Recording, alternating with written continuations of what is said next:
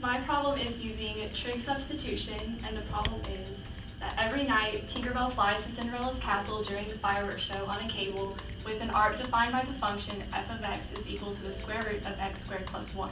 The employees know that the cable spans 1 mile. What is the area under the cable? So I drew here the castle, and here's Tinkerbell, and this is our function. So using the area formula, then we have area is equal to the integral from 0 to 1 miles, square root of x squared plus 1 dx. So since we have the form x squared plus a squared, where a is going to be equal to 1, then we can say that x is going to be equal to a times tangent theta, so x is equal to 1 times tangent theta. So plugging in the trig sub, we have y is equal to the square root of tangent squared theta plus 1, which simplifies to the absolute value of secant squared, or secant theta. Using the trig identity, tangent theta plus 1 is equal to secant squared theta. And then we need to change the bounds. So theta is equal to arc tangent. So when x is equal to 0, then theta 1 is going to be arc tangent of 0, which is 0. And then when x is equal to theta 2 is equal to arc tangent of 1, which is pi over 4. So before we solve, we need to change dx to d theta, since it's still in terms of dx and not d theta.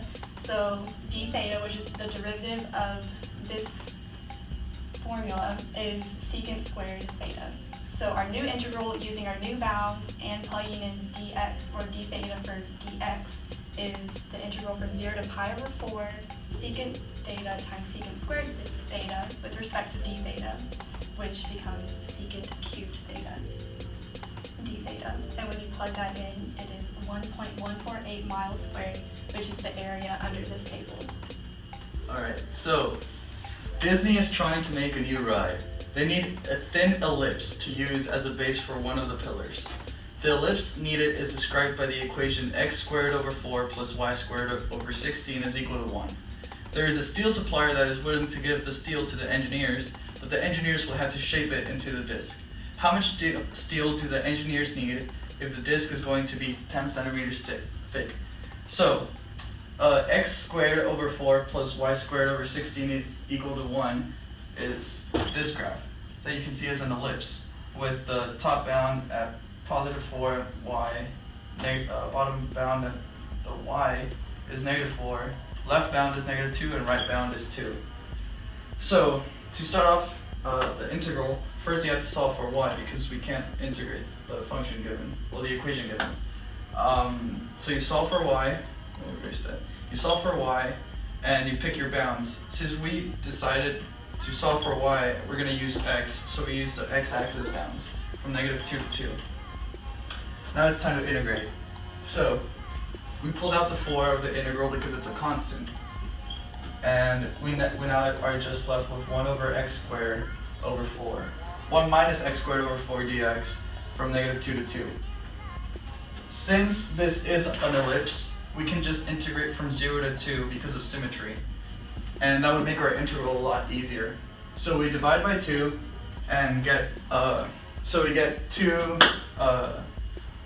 times the integral from 0 to 2 of root 1 minus x squared over 4 dx. So now we're going to integrate this. We use trig substitution in this case because we have x squared over 4, 1 minus x squared over 4 under a root. And we can do this by setting x squared over 2 equals to sine of theta, which will leave dx as equal to 2 cosine of theta. We plug those into our equation, and then we find the bounds.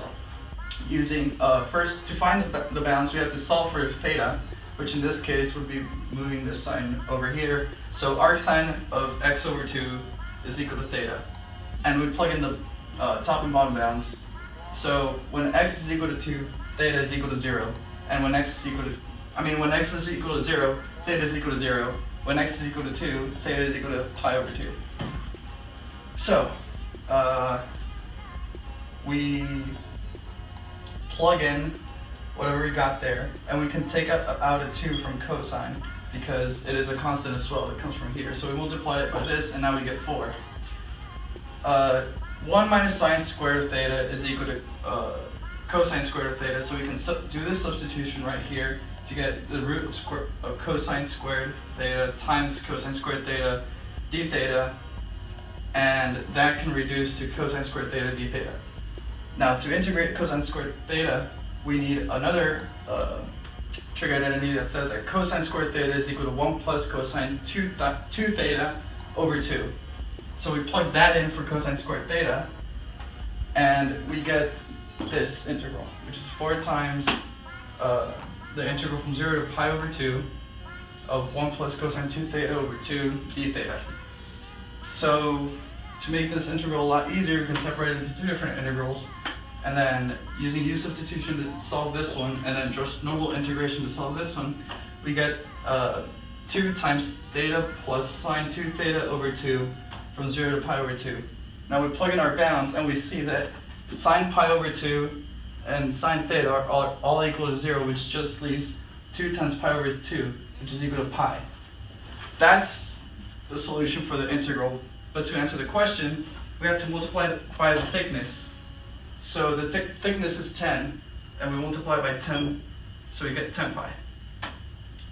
And then because of symmetry, we have to take into account the 2 that we divided on that side, and it's going to be 20 pi centimeters cubed. And that's the amount of steel that the engineers need. For my problem, we did the landscaping renovation project, and it is Disney World has decided to renovate the landscaping between Cinderella's Castle and Neverland's Gate. To begin this process, they will have to replace the mulch along the entire area. The north edge of the area is bounded by the curve y equals cosine x, and the south edge is bounded by the curve y equals cosine of 2x. If one bag of mulch covers 200 square meters, how many bags of mulch will it take to cover the entire area? So here's our picture. This is the north edge, and it's bounded by the curve y equals cosine x. And this is the south edge, it's bounded by the curve y equals cosine of 2x. And so because Disney World is so big, they had to put a grid system on their buildings. So Cinderella's Castle is at the point 0.1, and then Neverland is at the point 2.0944, which is 2 pi over 3, and negative 0.5. So to start off this process of finding the area in between, which is the area with the lines, we have to set the 2 equations equal to each other, so to figure out the points in which we are, like, the 2 lines meet, those 2 points. So cosine of x equals cosine of 2x, and we just solved it. And right here, you replace cosine of 2x with the trig identity 2 cosine squared x minus 1. Solve it out, and you find the values x equals 2 pi over 3, and x equals 4 pi over 3, and then x equals 0, and x equals 2 pi. But since Cinderella's Castle is on the x value of 0, and Neverland is 2 pi over 3, the 4 pi over 3 and the 2 pi are going to not matter, so they're irrelevant. So now we take these values and we set them as our area that we're integrating, our integration factors. And so you take the top curve minus the bottom curve. So we have the integral from 0 to 2 pi over 3 of cosine x minus cosine of 2x dx. And then you integrate and you get sine x minus 1/2 sine of 2x, which is the trig identity.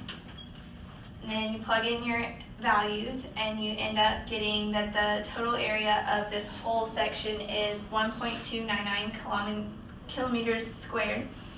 So then you're going to take this, and you have to go to step 3, where we figure out how many meters squared, because our bag of mulch covers meters squared instead of kilometers squared, so we have to convert it. So 1 kilometer squared is 1 million meters squared, so you solve that proportion and you get 1,299,000 meters squared. So then for step 4, since you know that one bag covers 200 meters squared, you're going to set up another proportion, and you end up getting that you'll need 6,495 bags of mulch to cover this entire area. Disney used to hang a banner between 2 buildings and figure out how much area the banner will take up. Here's what the buildings look like. If we put a coordinate plane over these buildings, their shapes can be approximated by the functions y equals 30x and y equals negative x squared plus 10. Here's what that looks like. The banner will hang from y equals 4 to y equals 9. How large will the banner be, and how much will it cost if 1 square unit equals 50 feet squared and 1 feet squared equals $5? So the curves are y equals 30x and y equals negative x squared plus 10.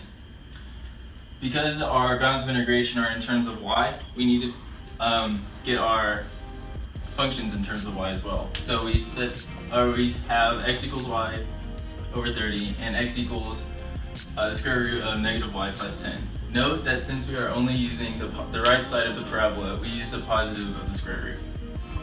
The equation for integrating between curves is the integral from c to d of the right function minus the left function dy. So that goes the integral from 4 to 9 of the square root of negative y plus 10 minus y over 30 dy. We can separate these into two integrals, shown here, and we can pull out this negative 1 over 30 to make the integral simpler. U substitution is done, and we get our integral to be completed as negative 2 times negative y plus 10 over 3 minus y squared over 60, evaluated from y equals 9 to y equals 4. Simple arithmetic and plugging in our function, our values for the function, we get that the area between the curves is 8.0479 square units. We multiply that by 50 to find the true dimensions of the banner, which is 402.39 square feet. Multiply that by 5 to find the cost of the banner, and that will be $2,011.99.